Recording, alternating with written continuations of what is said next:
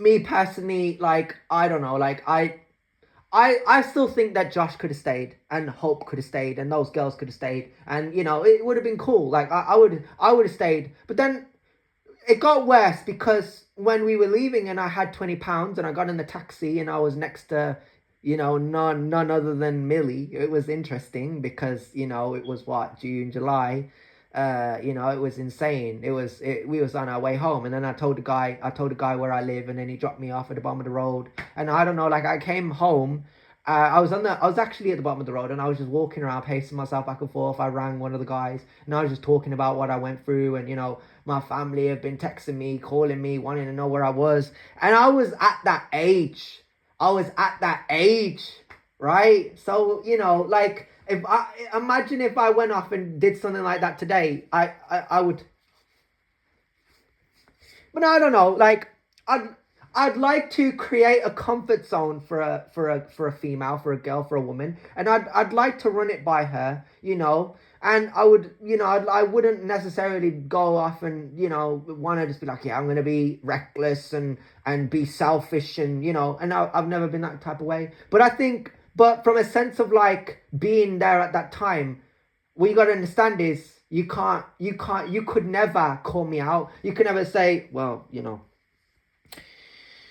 you just can't do it, bro. You could never tell me that. You can't sit there on your high horse and tell me I can't go out for a drink with my mates. You can't tell me that I can't go off and spend time with who I want to spend time with. I could and can and will.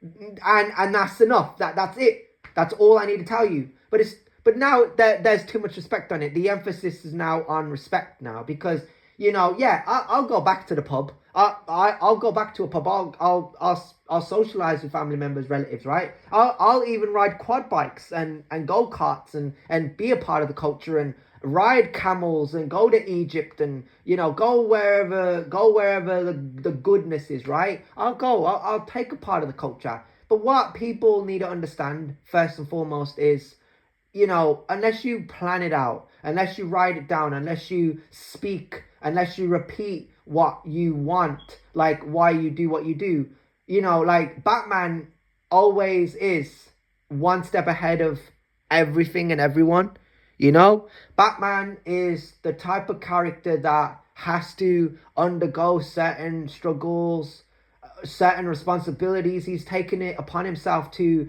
rid Gotham of its notorious criminals like Mark Hamill's Joker, because we're talking about Kevin Conroy's Batman, or you know, we could say Penguin or Black Mask, or I don't know, more notable villains like Bane or the Riddler or Killer Croc or Poison Ivy or Two-Face.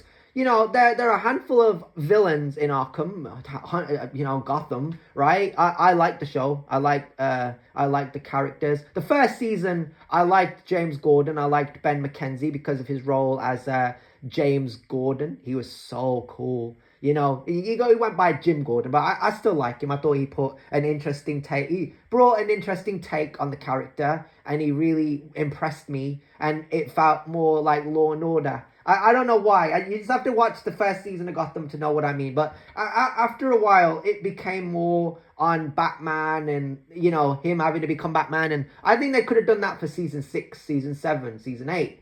Something like that. Yeah, I think they could have waited, but they didn't, right? And Smallville was a bit better because they had more characters. They had more time. They had more, you know, more risk to take. And Smallville stands out to me as one of those shows that, you know, wins in my regard because it's just favorited, you know, it's just a fan favorite on purpose. People just go back to it and people fall in love with the universe and the Kryptonians, and I don't know, like just pick something specific. Like I like James Masters, the guy who played Brainiac, Milton Fine. I like his take on the character, and I go back and I go over and over and over, like Lionel Luthor, Lex.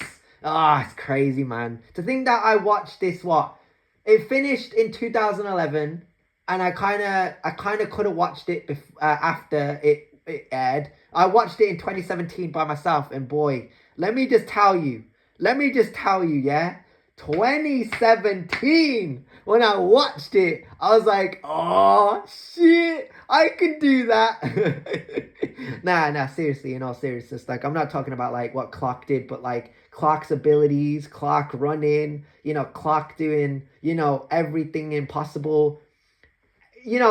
Like Tom Welling is so good because he can do that, right?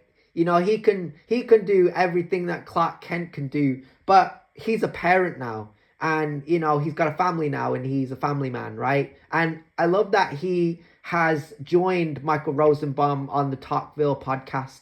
That they go back and forth about specific sections of like, behind the scenes bits or like specific spots that they kind of did like to really bring out the characters, bring out this version of Lex over there, that spot being difficult. Like, just touch on different things, right? I don't want to be bad generic about this performance. I just want to say, like, that's my favorite thing. It's like I end up learning something new about the universe and the world, and when I go back to it, I'm like, mad.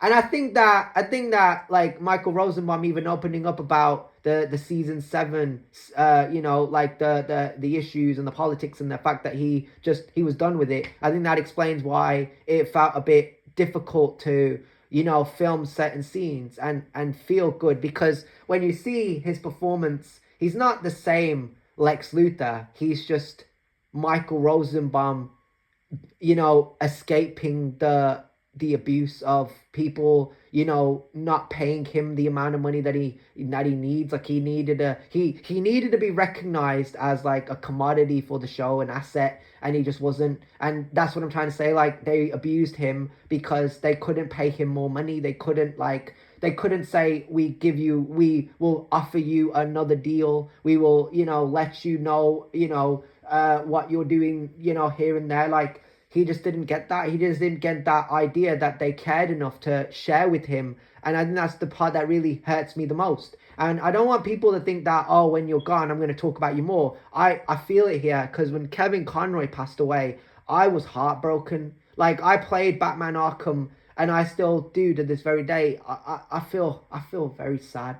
Like, I could have gone to one of those conventions. I could have gone to Comic-Con and saw him. I could have been there in the audience and hear him sing "Am I Blue?" But I wasn't. I wasn't, man. It's mad. I love the DC universe. I love the characters. I love the world. I just, the games are crazy. The universes are crazy. The politics, everything's crazy.